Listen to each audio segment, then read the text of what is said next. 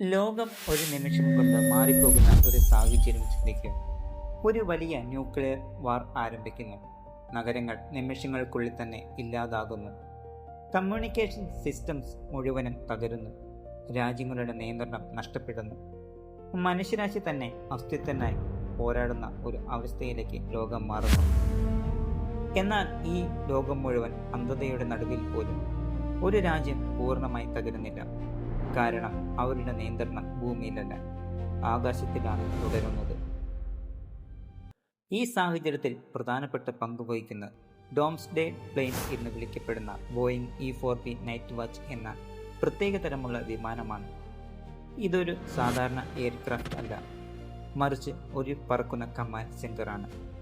ഒരു രാജ്യത്തിൻ്റെ പ്രധാന സൈനികവും ഭരണപരവുമായ തീരുമാനങ്ങൾ എടുക്കാൻ കഴിയുന്ന ഒരു മൊബൈൽ ഹെഡ്ക്വാർട്ടേഴ്സ് എന്ന രീതിയിലാണ് ഇത് രൂപകൽപ്പന ചെയ്തിരിക്കുന്നത്. ഈ വിമാനത്തിൻ്റെ ആശയം കോൾഡ് വാർ കാലഘട്ടത്തിലാണ് രൂപം കൊണ്ടത്. ആ സമയത്ത് യുണൈറ്റഡ് സ്റ്റേറ്റ്സ് പോലുള്ള ശക്തരായ രാജ്യങ്ങൾക്ക് ഒരു വലിയ ആശങ്ക ഉണ്ടായിരുന്നു. ഒരു ന്യൂക്ലിയർ അറ്റാക്ക് ഉണ്ടായാൽ ഭൂമിയിലെ എല്ലാ കമാൻഡ് സെൻറ്റേഴ്സും നശിച്ചാൽ രാജ്യത്തെ നിയന്ത്രിക്കാൻ എന്തു ചെയ്യും?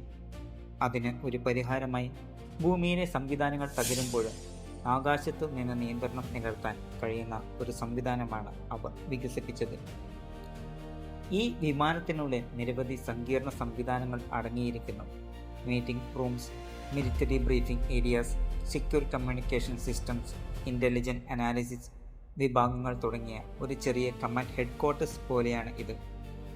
ഒരേ സമയം നിരവധി ഉന്നത ഉദ്യോഗസ്ഥർക്കും സൈനിക മേധാവികൾക്കും ഇവിടെ നിന്ന് പ്രവർത്തിക്കാൻ കഴിയും. അതുകൊണ്ട് തന്നെ ഇതിനെ പലപ്പോഴും ഫ്ലൈയിങ് പെൻറ്റഗൺ എന്ന് വിളിക്കപ്പെടുന്നു. ഈ വിമാനത്തിൻ്റെ ഏറ്റവും പ്രധാനപ്പെട്ട ശക്തി അതിൻ്റെ കമ്മ്യൂണിക്കേഷൻ സംവിധാനങ്ങളാണ്.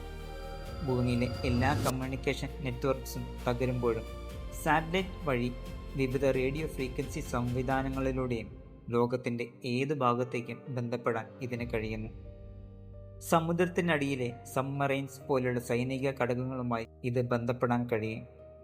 അതിനാൽ യുദ്ധകാലത്തും മിലിറ്ററി ഓർഡേഴ്സ് നൽകാനും രാജ്യത്തിൻ്റെ പ്രതിരോധ സംവിധാനങ്ങൾ നിയന്ത്രിക്കാനും ഇത് നിർണായകമായ പങ്ക് വഹിക്കുന്നു. അതുപോലെ ന്യൂക്ലിയർ എക്സ്പ്ലോഷൻ സംഭവിക്കുമ്പോൾ ഉണ്ടാകുന്ന ഇലക്ട്രോ മാഗ്നറ്റിക് പൾസ് അഥവാ EMP സാധാരണ ഇലക്ട്രോണിക് ഉപകരണങ്ങളെ നശിപ്പിക്കുന്നതാണ്. എന്നാൽ ഈ വിമാനത്തിൻ്റെ സിസ്റ്റംസ് ഇത്തരം ആക്രമണങ്ങളെ പ്രതിരോധിക്കാൻ പ്രത്യേകമായി സംരക്ഷിക്കപ്പെട്ടവയാണ്.